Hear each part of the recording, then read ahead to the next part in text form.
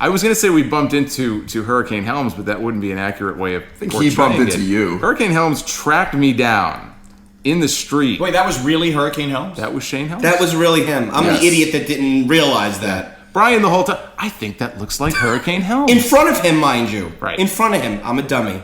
Well, that was like me the other night in my defense. We saw Al Snow on Bourbon Street. I said, God, I think that looks like Al Snow. And Mike was like, that is Al Snow. But did he hear you say that like a dum-dum? No, he was on the balcony throwing beads, and we went up and we met him. He was a very nice guy. And no matter 1,000 people, and it's mine. See, Mike almost... I'm warming it up for you. I should mention here that we are doing this. This is what we call the drunk show here. For a good reason. We're doing this post show literally right after WrestleMania. Edit free. But we stopped off first. We have our priorities straight. We stopped off to get some hand grenades. Which Noah Mark got kicked. He got kicked out of the damn bar, and we got it on video. Noah Mark is coming to YouTube Noah Mark, very soon. for the record, Noah Mark is no longer allowed in the Tropical Isle bar on Bourbon Street. Yes. One of them. He was kicked out. We won't get into that whole story. But no. Had a chance to meet Shane Helms, very nice guy. He loved the "If Cena wins, we complain online" shirt that I'm wearing as we speak. Also had a chance to meet Bad Influence, the most criminally underutilized tag team in TNA right now. Wow, TNA mentioned on a post WrestleMania 30 podcast. TNA, absolutely. That's cool. And I asked Shane Helms when I was talking to him before. I said, "What'd you think of WrestleMania?" He enjoyed the show, and I asked him about a certain something that happened on the show, a certain streak. A what? A certain streak. What? Came to an end on the show. Streak. It was a good run. Yes, we're not talking about Naked Midian. Remember when the Undertaker used to be undefeated at WrestleMania? Used to be. That was a long time ago. I'm pissed off about Back in it. the day, his viewpoint was, hey, the streak has to come to an end at some point. And it did. The Undertaker is now 21-1. Bullshit. He might have been the only person that believed that it should have ended at some point. He was one of the few. You were smiling, Mike. I loved it, but very small minority. Most people felt the streak should be intact. Because they're correct, like me. I don't think. Let me just say this. We were live in the crowd, and when the match ended. Hold on one second. First of all, I'm working hard being your engineer here, Solomonster, and I would just like to say I apologize for sounds and technical issues, slurping sounds. We're drinking. Well, hold on. I just want to apologize in advance. If you hear any clanking, if you hear any banging, it's Mike getting lucky, baby. No, it's we are. Look, hey, we're on Bourbon Street, and anything goes. A lot of people very upset that this streak came to an end tonight. So I think there's going to be.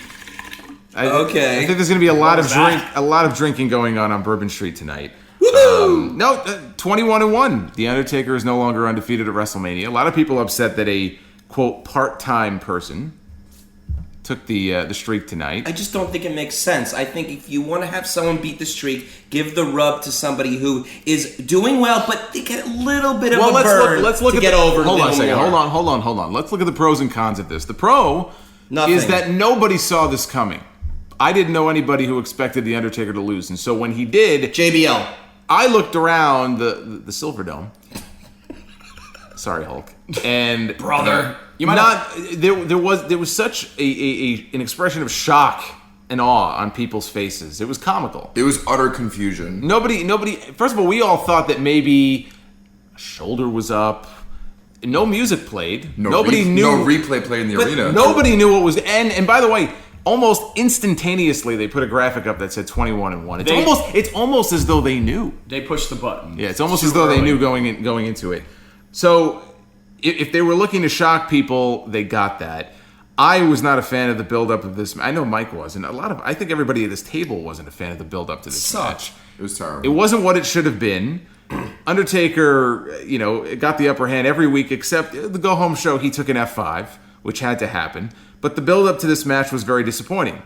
And, for Brock Lesnar to be the one to end the streak, the way they built it up, they could have done a much better job. But I'm not going to hate on this outcome as much as other people do. I'm not... Look, I wouldn't have done it. I'm not a fan of the finish. I would have done it differently, but... In a way, it's kind of cool. Wait, you're not a fan of the finish. I was right next to you. You were smiling and happy about it. I was clapping. I was living in the moment. I was clapping out of respect. I was clapping out of respect for The Undertaker. There was a huge Undertaker chant. People showed him respect.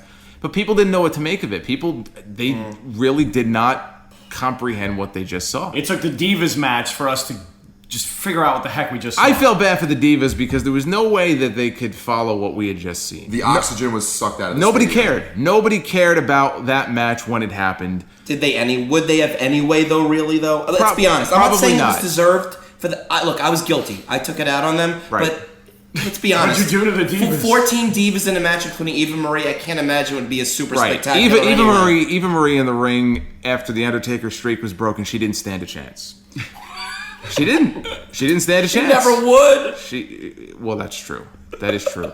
But in a way, I felt bad for the women. They didn't stand a chance when that match was over. I've gotten a ton of tweets from people. Oh, is that it? That's Undertaker's last match? Bullshit. Sting's not coming in. There's no point to it. I disagree. I don't believe for a second that was Undertaker's last match. Now, we haven't had the chance to watch the network version back. So I don't know what was said on commentary. I didn't see up-close facials of The Undertaker. In the arena, they didn't show The Undertaker's facials. No, they didn't. They had the 21-1 graphic up. We couldn't see what the hell was going on. And that was the only match that they weren't showing footage on the big screen. That was it. That was the only nothing. one. That was the only one. We did not see the reactions from him after the match was over. So I had people saying, oh, if you saw his face, you would know that's it. It's over. It's his last match. I don't buy for a second that it's his last match. And I don't think the whole Sting thing is dead. Okay, we'll find out, tomorrow night, Raw. We'll be there. We'll be there. We'll be at the, what is it? The Smoothie King Center. The second So worst dumb. name of an arena that I could think of behind the Dunkin' Donuts. Well, I Center. have to say that I like the Smoothie King Center because they have some great smoothies now. Isn't there a Yum Center also? That's a pretty Yum brands, yeah. Is it That's a Yum? pretty- that's a pretty is crappy it Yum name or as well. Yummy? No, it's YUM. It's Yum brand. The people that Is own it YUM? KFC and Pepsi. and all that KFC. stuff. Yep. Taco Bell. That That's is up there. kind of crappy, actually. We should have a king of the ring for crappy arena names. But, whoa. I had a sneeze, dude. Thank you, Brian Blade, for sneezed that. And your phone just dropped all over the place. Brian, Look, Brian, I've had too much to drink. Can't take you anywhere. Edit button. Brian went to sneeze so he would be quiet. And then his phone Right. We're keeping all this. went off. We're not editing. Well, this is a Raw show here. Literally, Ross. This is literally a Raw show. Solomonster's giving me notes. Back to WrestleMania Mark that 30, for Solomonster. But anyway, back to The Undertaker. I don't buy for a second that was his last match. I mean, we'll watch it back tomorrow, and maybe I'll feel differently. Well, but, if anything, we talked about this on the way out of the Silverdome, Hulk Hogan. right. Now if you have The Undertaker versus Sting, now if you have the obligatory, you would think, Undertaker versus John Cena match, there's no streak that needs to be broken. Right. Well, here's the thing. I mean, the drama of the streak is gone. But that doesn't mean you can't have The Undertaker in a match at WrestleMania that has some drama to it. Because now that it's almost like this huge weight is kind of lifted off Exactly. of his shoulders. The pressure of the streak. Right. The streak is not there anymore. And so therefore, these matches maybe aren't as predictable. It starts in a tie now. Every match starts in a tie It now. might not have been as predictable as it was before because, look, heck, everybody complained it's so predictable. I can't get into Tonight was predictable. Tonight was so predictable that nobody called that finish. Not even your friend Dolphin. I didn't look. Dolphin said Undertaker goes over. Dolphin supposedly got screwed over by He got swerved tonight. His By contact. someone who tonight. wasn't supposed to doing that anyway. Right. Yeah. My heart bleeds for I him. think Dolphin got future endeavor tonight. So just to summarize here, I expect Undertaker to be on Raw. Who's to say they don't do a segment where The Undertaker comes out, talks about maybe he doesn't have it anymore, it's time to hang it up, call it quits, and out comes Sting and says, not so fast. And was it you pointed out that it doesn't have to be at WrestleMania. Nor should it be. It could be a WrestleMania match next year. Sting was at WrestleCon today, teasing, my favorite number is like 31 or something like that, teasing maybe a WrestleMania next year. They could do it at WrestleMania. They could do it at SummerSlam. Who's to say? It's a match that still has marquee value. I still think he's coming in. If he's not signed, I think he's coming in. Maybe I'm naive. But calm down, people. You could still do the match. You could do Undertaker and Cena. Streak or no streak, there's still marquee value in those matches. I don't think he's done. Well, I don't think anyone's denying that you can't still do an Undertaker versus But Sting match. do you though. think he's done? No, I don't think he's No. done. I'm just bummed as a fan. Is there anybody sitting at this table right now who thinks that we just witnessed The Undertaker's final match? No. No. And if you do, you're dumb. Okay. Well, I won't go that far. Noah. No, I listen. But let me ask you. What did you think of the match? Actually, the match. Let's talk about the match. I was bored. The match sucked. And The match sucked until...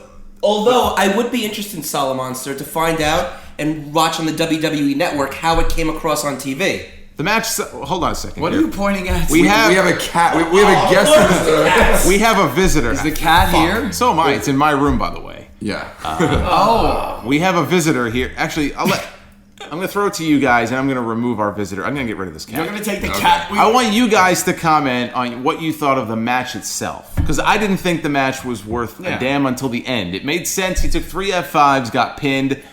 The finish happened. It was what it was. What did you think of the actual match? Well, the match was really... Look, it was long.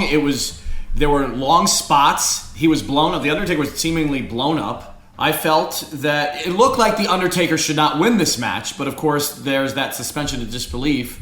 I can't believe Solomonster right now a cat has come into our Wait, let's get back to the match. I really have things to say about this match. Everyone's really crapping on this match. It wasn't the high-paced, fast match that we're used to. Just hear me out. From an Undertaker Wrestlemania match. But if you go back and watch that match, it was a good, solid, they told a story, slow-paced wrestling match. Granted, there weren't high spots, but you know what? You don't have to have that in every single match or every single Undertaker match. Think about it. It really is not necessary. I'm going to hold off my final critique until I actually see this thing on television. We saw it live in the arena, and anyone that's been to a live show knows that that's a completely different experience than seeing a show on television. It's true. From my perspective, the Undertaker match, it looked slow, it was plodding, it didn't have the drama.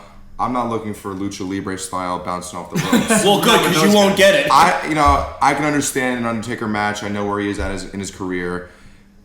I was not entertained. This was a slow and plodding match to me. The Undertaker, he looks like he's at the end of his rope to me. But it certainly wasn't his last match. Again, I'm not saying you're wrong for your opinion, but really, just remember, it wasn't a typical Undertaker match. I think they really told the story. And look, I thought the WrestleMania 27 match with The Undertaker and Triple H was crap. I sat next to you and Noah Mark at that event, but when we watched it on TV, it was a little bit better. So I think with this match, you most likely will find the same thing.